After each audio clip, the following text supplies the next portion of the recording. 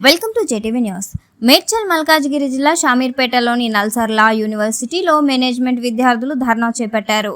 ఈ సందర్భంగా వారు మాట్లాడుతూ న్యాయ విద్యాలయంలోనే సరైన న్యాయం జరగడం లేదని విద్యార్థులు విమర్శించారు. ₹1,00,000 ఫీజులు కట్టి మేనేజ్మెంట్ కోర్సులు చదివే విద్యార్థులను చిన్నచూపు చూస్తున్నారని ఆవేదన వ్యక్తం చేశారు. LLB చదివే విద్యార్థులకు ఉన్న ప్రాధాన్యత వేరే ఇతర కోర్సులు చేసే వారికి లేదని అన్నారు. యూనివర్సిటీలో మొత్తం 1,200 మంది విద్యార్థులు ఉంటే LLB కాకుండా ఇతర కోర్సులు చదివే విద్యార్థులు 500 మంది ఉన్నారని తెలిపారు. విద్యార్థులు యూనివర్సిటీ అడ్మినిస్ట్రేషన్ విభాగం అధికారులు స్పందించి వెంటనే చర్యలు తీసుకోవాలని డిమాండ్ చేశారు. విద్యార్థులందరూ ప్లకార్డులు ప్రదర్శిస్తూ యూనివర్సిటీ అడ్మినిస్ట్రేషన్ కు వ్యతిరేకంగా నినాదాలు చేస్తూ ర్యాలీ నిర్వహించారు. అనంతరం ప్రధాన గేటు వద్ద ధర్నా చేపట్టారు.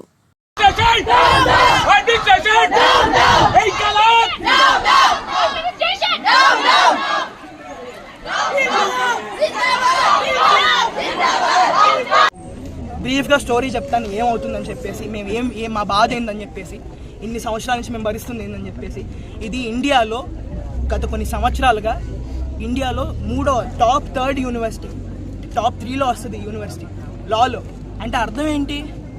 వాళ్ళు మేము లా యూనివర్సిటీ, మేము ఈక్వాలిటీ వాల్యూస్ని, ఫ్రెటర్నిటీ వాల్యూస్ని, అంటే మన కాన్స్టిట్యూషన్ ఏదైతే ప్రాపగేట్ చేస్తుందో ఆ వాల్యూస్ మేము కాపాడతామని కదా లా యూనివర్సిటీ పెట్టింది.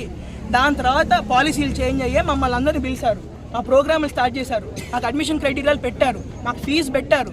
మేము వచ్చాం, అడ్మిషన్ బయటకు వదిలారు కాబట్టే కదా మేము వచ్చాం. ఇప్పుడు మేము వచ్చాము, అవతల LLB స్టూడెంట్స్ ఉన్నారు, వాళ్ళు ఎప్పటి నుంచో ఉన్నారు. అంటే మమ్మల్ని పిలిచారంటే వాళ్ళకేదో మేము డబ్బులు ఇస్తే వాళ్ళు బాగుపడతారని మేము ఇక్కడికి వచ్చామా? వేరే వాళ్ళు బాగుపడడం కోసం మేము వచ్చామా? మేమేం అడగట్లా.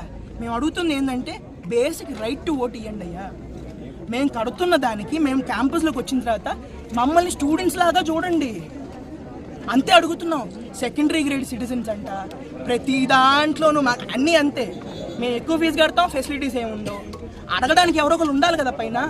లేదు మీకు హక్కే ఇవ్వం మేమంటే, మీకు హక్కు కావాలంటే మేమందరం కూర్చొని ఓటేసుకుంటారంట వాళ్ళందరూ. మాకు హక్కులు ఇవ్వడం కోసం వాళ్ళందరూ కూర్చొని వాళ్ళు ఓట్లు వేసుకొని మీకు హక్కు మీరు డిజర్వ్ చేస్తారా లేదని వాళ్ళు డిసైడ్ చేస్తారంట మా బదులు. వాళ్ళు ఎవరు మమ్మల్ని డిసైడ్ చేయడానికి? వాళ్ళు అంటే ఇక్కడ మీకు స్పెసిఫిక్గా చెప్తున్నాను, LLB స్టూడెంట్స్. అంటే ఇప్పుడు ఏదైతే కాన్స్టిట్యూషన్ వాళ్ళు రాసుకున్నారో దాంట్లో వాళ్ళు ఏం పెట్టుకున్నారంటే LLB స్టూడెంట్స్ ఉంటే మాత్రమే అది స్టూడెంట్ బాడీ, వాళ్ళకి మాత్రమే రైట్ టు ఓట్ ఉంటుంది. మిగతా వాళ్ళు అందరూ వెనకాల కూర్చోవాలి, వాళ్ళు ఏం డెసిషన్ తీసుకున్నా భరించాలి. ఎందుకు? అది కాస్టిజంకి అది కాదా డెఫినేషన్? మేము గొప్ప మీరు తక్కువ అనేది కాదా చెప్పేది? ఆ వాల్యూస్ని బయట ఏదైనా అవుతుంటే వీళ్ళు ఇది చేసి అది చేసి దాన్ని పిలుస్తారు కదా, ఇలా అవ్వకూడదని చెప్తారు కదా, మీటింగ్లు ఇస్తారు కదా, ఇంటర్వ్యూలు ఇస్తారు కదా. వాళ్ళ యూనివర్సిటీలోనే, నా యూనివర్సిటీలోనే ఇది జరుగుతున్నప్పుడు నాకు అడగడానికి హక్కు లేదా? నాకు రైట్ టు ఓట్ లేదా?